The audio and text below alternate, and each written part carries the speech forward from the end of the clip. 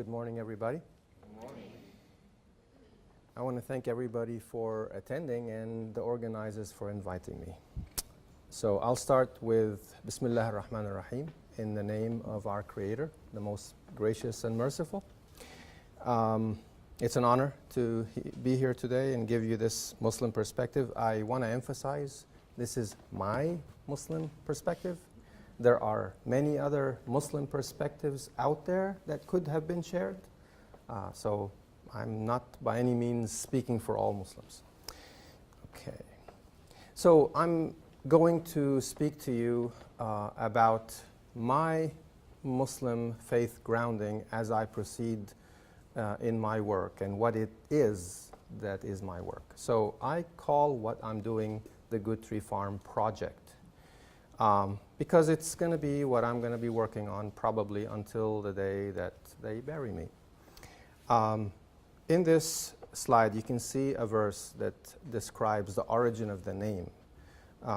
If I translate the Arabic for you, it would be something like this. Do you not see how God gives the parable like a good tree, like a good word is like a good tree.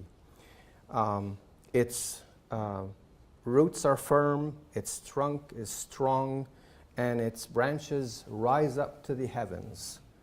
And it brings forth its fruit and bounty and benefit at prescribed times by the will of its Lord.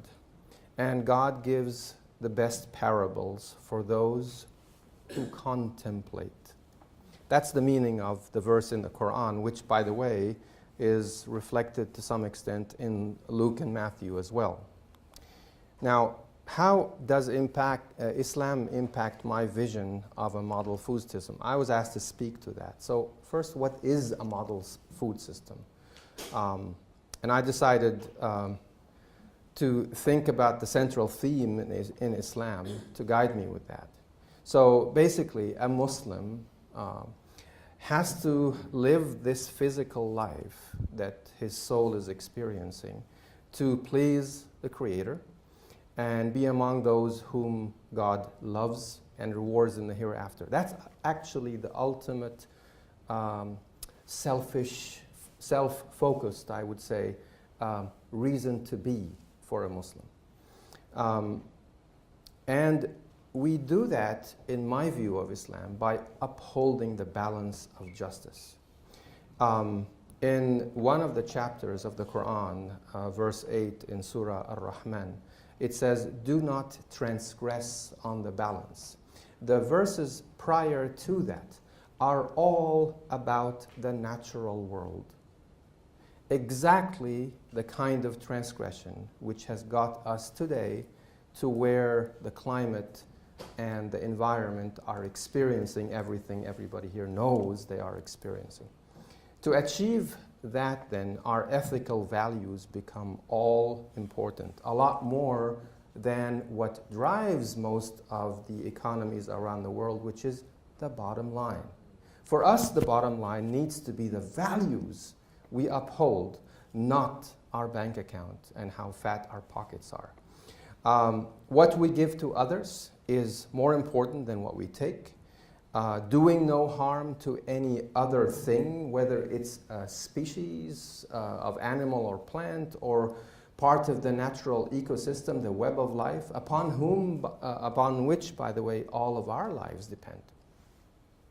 And to keep the balance of justice at all times between ourselves as men and women, between ourselves as different cultures and races and tongues. And God said in the Quran, "We made you peoples and tribes that you may come to know one another." Not to kill one another, not to exploit one another, but to know one another. Go to the market, experience the culture and the food and the dress. So for me, the guidance is from the Quran. The Quran is a whole other set of lectures by themselves. I couldn't even begin to go there. But the Quran in its majesty and the teachings of Prophet Muhammad, which are both the authenticated sayings, I emphasize authenticated, of Prophet Muhammad, as well as his habits, his traditions from the life he lived. which is the sira. So for me, a model food system would be one where people are freed from the servitude of having to work to secure their food. Can you imagine how many hours we would all save, and our youth in particular would all save, if they didn't have to work so hard simply to eat? What if that became a human right? So people are guaranteed being able to eat nourishing food. Brain development, human potential. Second, it has to uplift and empower. It cannot entrench exploitation and wealth hoarding, which is what's happening. 0.1%, we've heard that in recent years. And it needs to maintain access to good nutrition, so nutritional equity within the community. Second, it needs to, next is maximizes the local food security. That's not just important because of politics, but because of real climate change effects. When a location we depend on for food like California experiences a drought, and we don't have access to the plentiful supply of vegetables that they routinely provide to the whole country, that's an aspect of food security that every one of us, every one of our communities suffers from. And it must protect the environment. Those are central to what I think a model food system is. So I came up with a model a few years ago, which is the Good Tree model. In the Good Tree model, by the way, all of you are included. So if you look at the image of the tree I had at the beginning and in the last slide, each one of you is either a major root in the root system or one of the smaller roots in the root system. But you're all part of it. So I'm sharing all of this with you later. Anyone who wants to see this presentation can see it. But basically, I've set up a model whereby communities can own their land. We can set up a partnership between people who will never really be actively farming or engaging in agricultural entrepreneurship because they're simply contributing their financial ability. But they are part owners along with the youth of their community across the minority range that you have, so that these youth who would otherwise not have these opportunities to develop their agricultural entrepreneurship potential can. So it's a partnership between those who have the health and the age and the willingness and those who have the financial ability and those who may have the contacts, etc., etc. So it addresses pollution from industrial agriculture in a real way, on a personal level, on a community level. We go from talking about it to actually doing something. Think globally, act locally.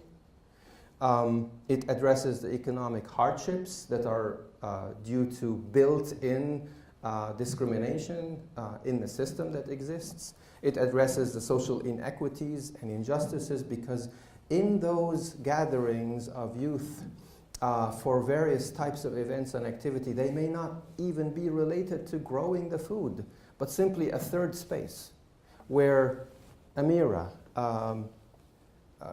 a Muslim youth, right? Muslim youth meet up with Jewish youth, with secular youth, Christian youth, Hindu youth, and they talk about things that they have a problem with in their community and the environment and the future world they want to create for their children, our grandchildren. And you know what? Their innovative potential is a lot more than ours. So the next most faithful steps, as I was asked to speak to enacting this vision is to reach out to all of you. You're part of that good tree. So I'm trying to help communities set this up for themselves. One thing I can provide is motivating potential impact investors. That's exactly what I did when I raised $580,000 to buy the farm and start the project.